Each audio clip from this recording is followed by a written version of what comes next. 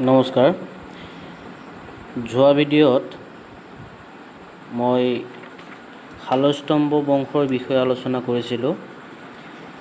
আজি আমি আলোচনা কৰিব ওলাইছোঁ পাল বংশৰ বিষয়ে। কামৰূপত পাল বংশৰ আৰম্ভ হয় যেতিয়া শালস্তম্ভ বংশৰ শেষ ৰজা ত্যাগসিংহই মৃত্যুবৰণ কৰিছিলে আৰু সেই সময়ত ত্যাগসিংহৰ কোনো উত্তৰাধিকাৰী নথকাৰ বাবে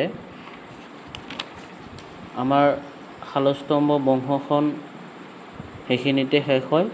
পৰৱৰ্তী সময়ত পাল বংশৰ সূচনা হয়। পাল বংশৰ প্ৰথমজন ৰজা আছিলে ব্ৰহ্মপাল আৰু তেওঁ অসমৰ প্ৰথমজন নিৰ্বাচিত ৰজা আছিল আৰু তেওঁৰ বিষয়ে কোনো নিজস্ব লিপি পোৱা নাযায়। তেওঁৰ কোনো শিলালিপি বা অভিলেখ এৰি যোৱা দেখা পোৱা নাযায় আৰু তেওঁ ব্যক্তিগতভাৱে যদি চাওঁ মহাৰাজ ধীৰাজ উপাধি লাভ কৰিছিল। পৰৱৰ্তী ৰজা ৰত্নপালৰ লিপিত তেওঁক এজন মহান যোদ্ধা আৰু মহাৰাজ ধীৰাজ বুলিও বৰ্ণনা কৰা হয়। ব্ৰহ্মপালৰ পিছত পাল বংশৰ ৰজা হয় ৰত্নপাল আৰু তেওঁ প্ৰায় 1010 খ্ৰীষ্টাব্দৰ পৰা 1040 খ্ৰীষ্টাব্দলৈকে শাসন কৰিছিল।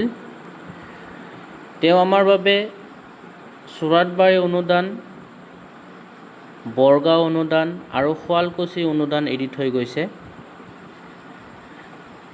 ৰত্নপালে হাদাপত্যা, এইটো সম্ভৱতঃ পিছৰ নাম হৰপেশ্বৰ হৈছিল, নগৰখনক সৌন্দৰ্য আৰু সুদৃঢ় কৰি ৰাখিছিল আৰু ইয়াৰ নাম সলনি কৰি তেওঁ দুৰ্জয় বা দুৰ্ভেদ্য কৰিছিল। তো দুৰ্জয় নগৰ যদি চাওঁ যে দুৰ্জয় নগৰখন ৰত্নপালে সৌন্দৰ্যটো চাই দুৰ্জয় নামটো দিছিলে। ইয়াৰ পিছত পাল বংশৰ ৰজা হয় ইন্দ্ৰপাল আৰু ইন্দ্ৰপালৰ ৰাজশাসন আৰম্ভ হয় 1040 খ্ৰীষ্টাব্দত আৰু 1065 খ্ৰীষ্টাব্দত তেওঁৰ ৰাজশাসন অন্ত পৰে।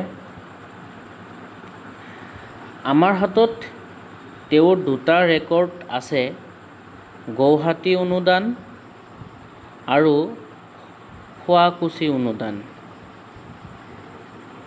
ৰাষ্ট্ৰকূটৰ সৈতে বিবাহ মিত্ৰতা কৰিছিল। ৰাষ্ট্ৰকূটৰ ৰাজকুমাৰী ৰাজ্যদেৱীৰ সৈতে বিবাহপাশত আবদ্ধ হৈছিল। ইয়াৰ পিছত ৰজাজন হ'ল গোপাল। গোপালৰ বিষয়ে আমি তেওঁ এৰি থৈ যোৱা গছতাল শিলালিপিত আমি তেওঁৰ বিষয়ে পাওঁ। তেওঁৰ ঐতিহাসিক কৃতিত্ব আৰু ৰাজত্বৰ প্ৰমাণ গছতাল শিলালিপিত পৰা আমি পাওঁ। তেওঁৰ মাতৃৰ পৰিচয় যদি চাওঁ তেতিয়াহ'লে আমি দেখা পাম তেওঁৰ মাতৃ আছিল ৰাষ্ট্ৰকূট ৰাজকুমাৰী ৰাজ্যদেৱী। সাম্ৰাজ্যৰ স্থিৰতা যদি আমি চাওঁ তেওঁৰ শাসনকালত কামৰূপৰ আভ্যন্তৰীণ শান্তি আৰু সমৃদ্ধি অব্যাহত আছিল। তেওঁৰ পিছৰজন ৰজা হ'ল হৰ্ষপাল আৰু তেওঁৰ বিষয়ে আমি সিমানটো নাজানো, তেওঁ বিশেষ কোনো অৱদান তেওঁৰ নাছিলে। তাৰ পিছৰজন ৰজা হ'ল ধৰ্মপাল আৰু ধৰ্মপালৰ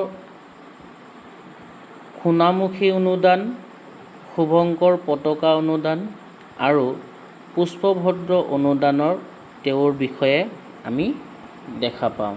তেওঁৰ যি প্ৰসিদ্ধ তাম্ৰশাসন আছিল, তেওঁৰ সোণামুখী অনুদান, এই যিকেইটা অনুদান তেওঁ এৰি থৈ গৈছে এই অনুদানবিলাকৰ যদি আমি চাওঁ তেওঁৰ বিষয়ে আমি আৰু ধুনীয়াকৈ গম পাম।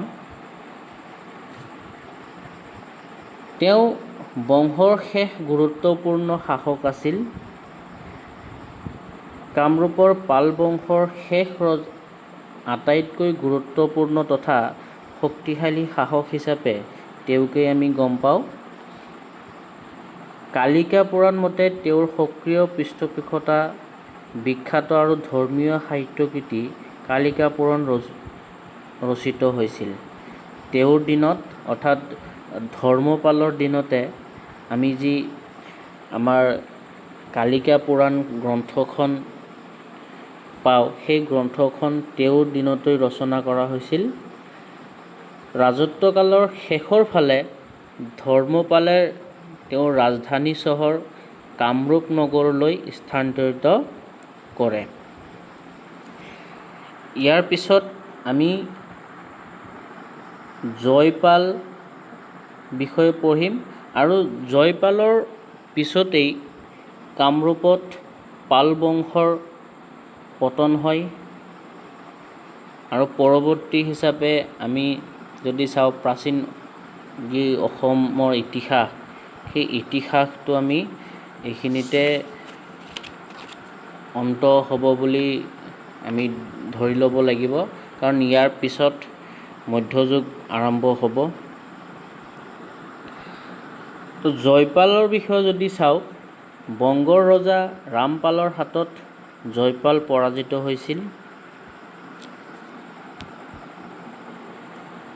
এই অনুষ্ঠানৰ কথা সন্ধ্যাকৰ নদীৰ ৰামচৰিতত উল্লেখ আছে। তো যি ৰামচৰিত, সেই ৰামচৰিতৰ যদি চাওঁ যে তেওঁ যে বংগৰ বিখ্যাত পাল ৰজা ৰামপালৰ হাতত কামৰূপৰ ৰজা জয়পাল পৰাজিত হয়, এই পৰাজিত হোৱাৰ যি কথা, সেই কথাখিনি আমি ৰামচৰিতত আমি উল্লেখ পাওঁ। কিন্তু দেখা যায় যে ৰামপালে কামৰূপক সঠিকভাৱে দখল বা জয় কৰা নাছিল, বৰঞ্চ উত্তৰ-বংগত তেওঁৰ সম্পত্তি কাঢ়ি লৈ গৈছিল, যাৰ ওপৰত তেওঁ টিংগাদেৱক শাসক হিচাপে নিযুক্তি দিছিল। তাৰমানে আমি যদি দেখা পাওঁ যে বংগৰ ৰজা ৰামপালে জয়পালক পৰাজয় কৰিছিল হয়, কিন্তু সেই দখলটো আছিলে অসম্পূৰ্ণ দখল। কেৱল ৰাজ্যত থকা যি ধন সম্পত্তি, সেই ধন সম্পত্তিখিনিহে তেওঁ লৈ গুচি যায় আৰু ইয়াতে টিংগাদেৱক শাসক হিচাপে নিযুক্তি দিয়ে। তো এইখিনি আছিলে পাল বংশৰ বিষয়ে। আৰু পৰৱৰ্তী কালত যদি আমি চাওঁ যে পাল বংশৰ শেষৰজন ৰজা জয়পালৰ পিছত কামৰূপত টিংগাদেৱৰ বিদ্ৰোহ হয়। যে শাসনভাৰ পোৱাৰ পাছত টিংগাদেৱে বংগৰ বিৰুদ্ধে বিদ্ৰোহ ঘোষণা কৰে। ইয়াৰ পাছত বৈদ্যদেৱৰ আগমন হৈছিল। তাৰপিছত স্বাধীন ঘোষণা হয় আৰু তাৰপিছত খিলজীৰ আক্ৰমণ হয়। তো বৈদ্যদেৱৰ আক্ৰমণ কেতিয়া হৈছিল? বৈদ্যদেৱৰ আগমনটো যদি আমি চাওঁ, কুমাৰপালে টিংগাদেৱক দমন কৰিবলৈ সেনাপতি বৈদ্যদেৱক কামৰূপলৈ পঠিয়ায়। ইয়াৰ পিছত স্বাধীন ঘোষণা কৰে। বংগৰ পাল শাসক কুমাৰপালৰ মৃত্যুৰ পাছত বৈদ্যদেৱে কামৰূপত নিজকে স্বাধীন ঘোষণা কৰে আৰু 1205-6 খ্ৰীষ্টাব্দত বা 1205-6 চনৰ খিলজী আক্ৰমণৰ সময়ত তবাকত-ই-নাছিৰী অনুসৰি কামৰূপৰ ৰজা পৃথু অৰ্থাৎ বিশ্বসুন্দৰদেৱ হৈছিল। আজিলৈ ইমানখিনি। পৰৱৰ্তী সময়ত আমি আৰু বিতংকৈ আলোচনা কৰিম। ইয়াৰ পিছত আমি কামৰূপত